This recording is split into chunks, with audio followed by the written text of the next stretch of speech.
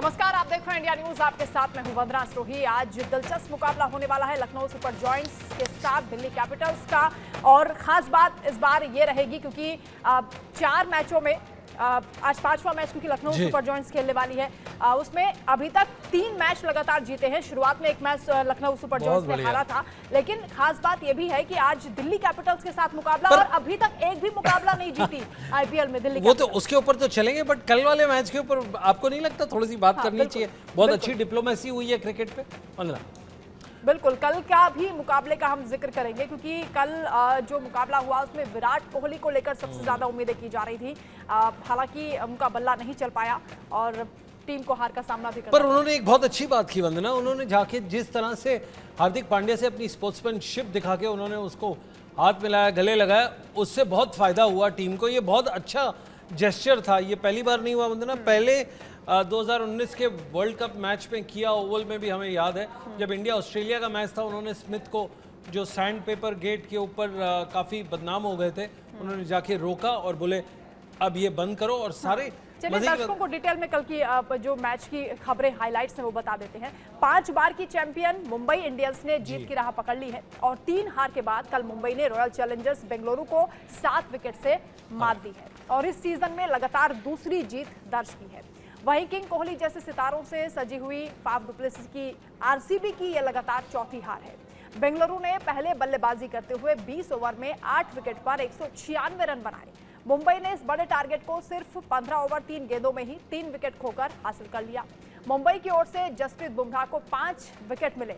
तो अब बात कर लेते हैं आज के मुकाबले की भी। लखनऊ सुपर जॉयंट्स और दिल्ली कैपिटल्स के बीच ये मुकाबला होने वाला है। लखनऊ और दिल्ली के बीच अब तक 3 मुकाबले हुए हैं जिसमें लखनऊ ने सभी मैच जीते हैं। लखनऊ की पिच गेंदबाजों के लिए स्वर्ग जैसी मानी जाती है इकाना स्टेडियम में, क्योंकि आज ये मुकाबला होने वाला है।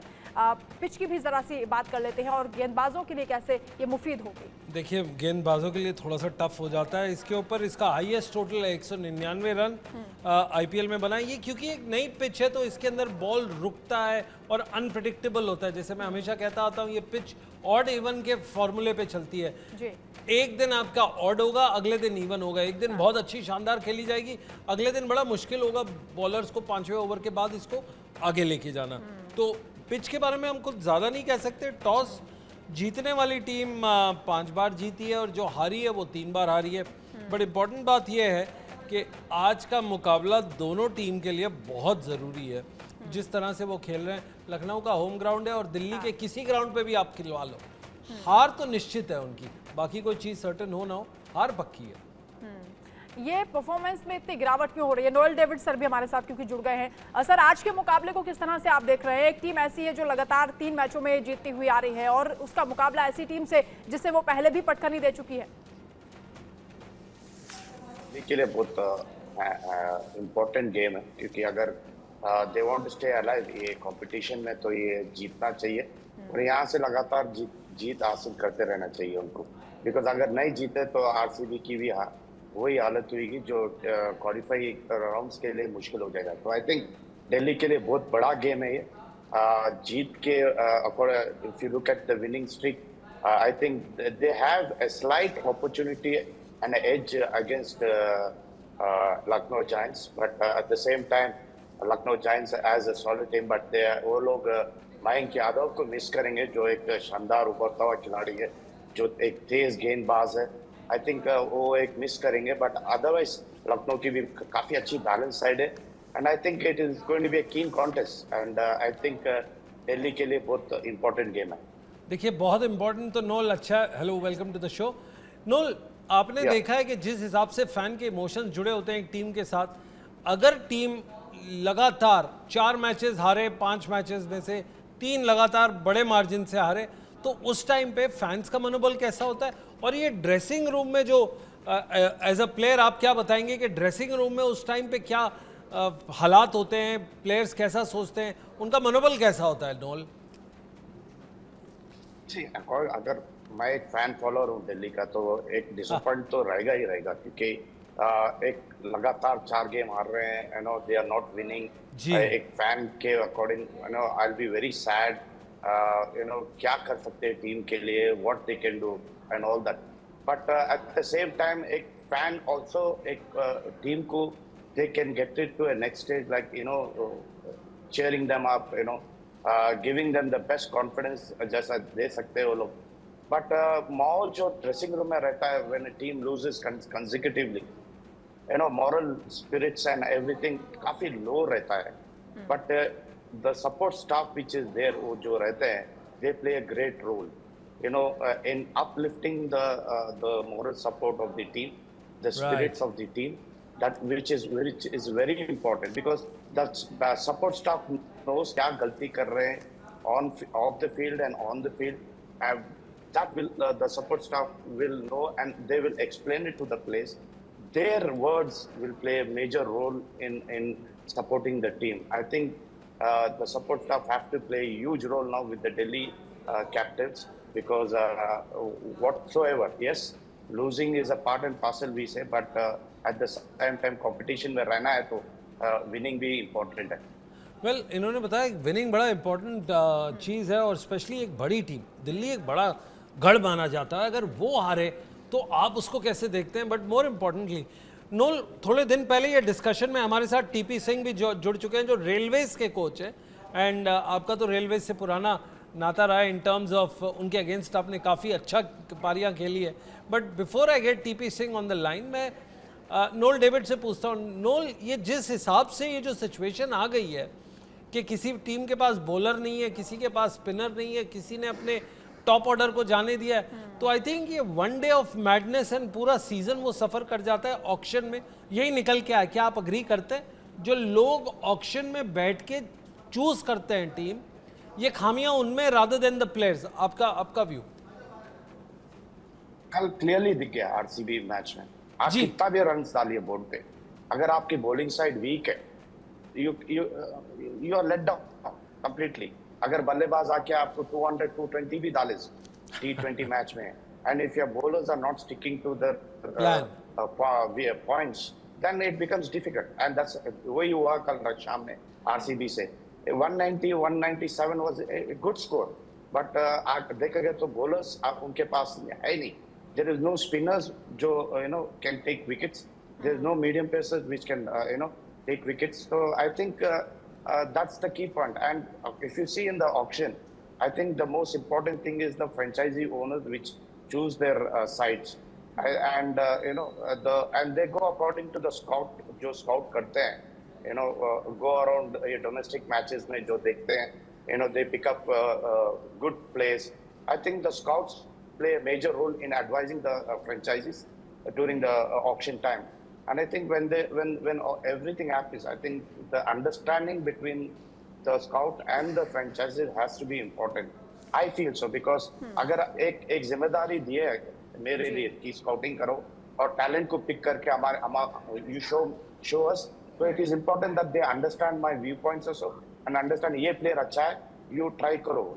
If they don't take those kinds of players, then it becomes difficult in the auction.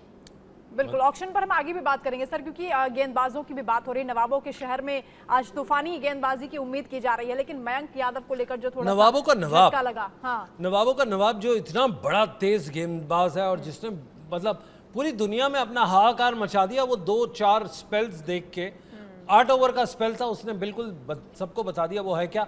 साथ साथ ये भी बता दिया कि उसकी रिब्स और उसकी वेस्ट लाइन में कितना तकलीफ होती है. ये 3 साल से ऐसी गेंद करता है, बहुत बढ़िया गेंद खेलता है. एक डार्लिंग क्रिकेट क्लब है दिल्ली का, उसके साथ ये 4 मैचेस खेला, बट 5वें मैच में फिर बैठ जाता है. तो आप अगर देखेंगे रणजी में तो अच्छा खेलता है, बॉलर्स को बैट्समैन को डराता है नेट्स में. बट वो फायदा ही क्या कि अगर आप चोटिल हो जाते हैं और आप बड़े मैचेस ना खेलो. टीपी सिंह जी से मैं पूछना चाहती हूँ इसी को लेकर कि मयंक यादव की जगह पर, क्योंकि यश ठाकुर को भी देखा जा रहा है कि वो भी अच्छा खेलते हैं, आपको लगता है कि कहीं ना कहीं उनकी कमी को पूरा कर पाएंगे? जी देखिए मैम, मेरा आई थिंक कि ऐसा इतना आसान नहीं होगा मयंक को अभी उसकी जगह लेना, क्योंकि मयंक को हमने अभी डोमेस्टिक क्रिकेट में भी देखा है कि वो बहुत अच्छी बॉलिंग डाल रहा था. हमारे साथ भी उन्होंने प्रैक्टिस मैच खेले थे सीजन से पहले, because I was appointed for the head coach of Ranji trophy railway season. तो मैंने अभी आपकी सारी बातें सुनी हैं कि जैसे आप डिस्कस कर रहे हैं कि जो डोमेस्टिक के जो बॉलिंग स्टैंडर्ड है कि कैसे प्लेयर्स को कैसे किया जा रहा है, कि स्काउट क्या कर रहे हैं, कैसे पिक कर रहे हैं. तो T20 के हवाले से अगर मैं देखूं तो अभी रांची में हमारा जो सेंटर बना था T20 मुश्ताक अली का, वहाँ पे भी सारी स्काउटिंग आई हुई थी और वहाँ पे काफ़ी अच्छे अच्छे प्लेयर स्काउट्स वाले ने अपने सेलेक्ट करे हैं। काफ़ी अच्छे बैट्समैन भी उभर के आए हैं, यंगस्टर जो भी अच्छा परफॉर्म कर रहे हैं।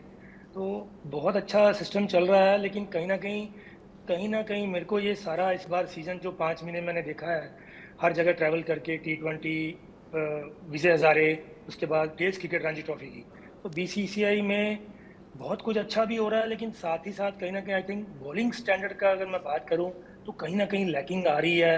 वैसे बॉलर्स मिल नहीं रहे जो अभी इंटरनेशनल क्रिकेट में खेल रहे हैं। They are all mature players, like जितने स्पिनर्स हैं या मीडियम पेसर हैं। तो अगर हम बात करें अगर कि डोमेस्टिक क्रिकेट में कोई एक्स्ट्रा ऑर्डिनरी बॉलर्स उभर के आए, वो मेरे को लगता है कहीं ना कहीं वो कमी अभी टीपी भारतीय। जी सर जी। टीपी, आपके लिए सबसे ब्रिलियंट आपने, अपार्ट फ्रॉम आपके रणजी और रेलवेज के स्क्वाड को छोड़ दें क्योंकि आप वहाँ के हेड कोच हैं, एक स्टेप पीछे देखिए, हिंदुस्तान में ऐसे 19-20 साल के कुछ आपको अच्छे लड़के दिख रहे हैं। ऑफ कोर्स मुशीर एक और लेवल का प्लेयर था जिसे हमने अंडर 19 वर्ल्ड कप में देखा। कोई और प्लेयर आपको दिखता है जो आपके जहन में आता है? सर जी हाँ, बिल्कुल सर। अभी उदय सरान पंजाब की तरफ से वो अंडर 23 खेल रहा लड़का, he played under me when I was coach of Punjab under 16 state team few years back. उसने उसके बाद ही बिलोंग्स टू राजस्थान और अभी वो इंडिया अंडर 19 में उसकी कप्तानी करी है लड़के ने। अनफॉर्चुनेटली इंडिया जो है वर्ल्ड कप में हार गई थी अंडर 19 में, लेकिन he perform really well, he batted really well.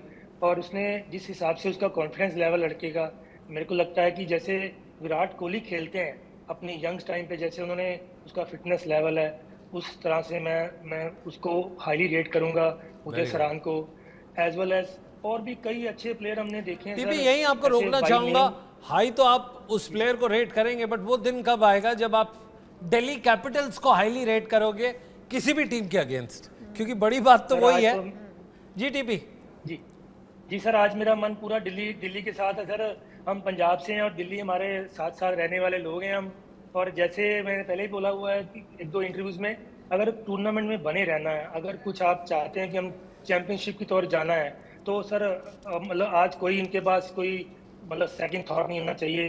पूरी पॉजिटिविटी के साथ दिल्ली पूरी को ऋषभ पंत की कप्तानी में उतरना चाहिए। मेरे को लगता है कि जिस तरह का बैटिंग ऑर्डर है आज इनका क्लिक करने वाला है। अगर ये टॉस जीते हैं तो लखनऊ का पिच, हम लोग सेंटर जोन से इतनी क्रिकेट खेले हैं, लखनऊ में कहीं ना कहीं बॉल घूमता है। अगर 160-65 रन बन गए जिसने भी पहले बैटिंग कर ली, and it's not easy to chase 160-65 runs on that kind of pitch. हमारे साथ अतुल वासन भी जुड़े हैं। यही वाला एक सवाल, वंदना अगर आप इजाजत दे तो मैं साइड स्टेप होके मयंक यादव की बात कर लूं। स्पीडस्टर इतने बड़े, अतुल फिर से ये चोटिल हो गए, आपसे ज्यादा डिस्कशन नहीं हो पाया इस बात पे। क्या आपको लगता है कि will he make a comeback? एक जगह पे ये बात हो रही थी कि T20 वर्ल्ड कप में हो सकता है इसको जगह मिले, अब लगता है इसको पूरा सीजन बाहर बैठना पड़े। यही प्रॉब्लम है हमारे यहाँ पे ना, सीधा एक्साइट होके उसको वर्ल्ड कप खिला दो, फिर 2 मैच के बाद निकाल दो और उसके बाद प्रेशर हो गया कि स्पीड स्पीड स्पीड। और देखिए मैंने कहा था कद काटी थे, जब आप सिर्फ स्पीड पे जाएंगे ना तब आपको चाहिए सख्त हड्डी वाले, वहाँ चाहिए आपको थोड़े से हमारे फ्रंटियर पार के। हमारे जो भी अगर उसकी रॉ मटेरियल सही नहीं ना, अगर आपका फ्रेम अगर थोड़ी सी भी दिक्कत है, आप कोई भी फास्ट बॉलिंग कर सकता है। कपिल देव भी कर सकते थे पर उनको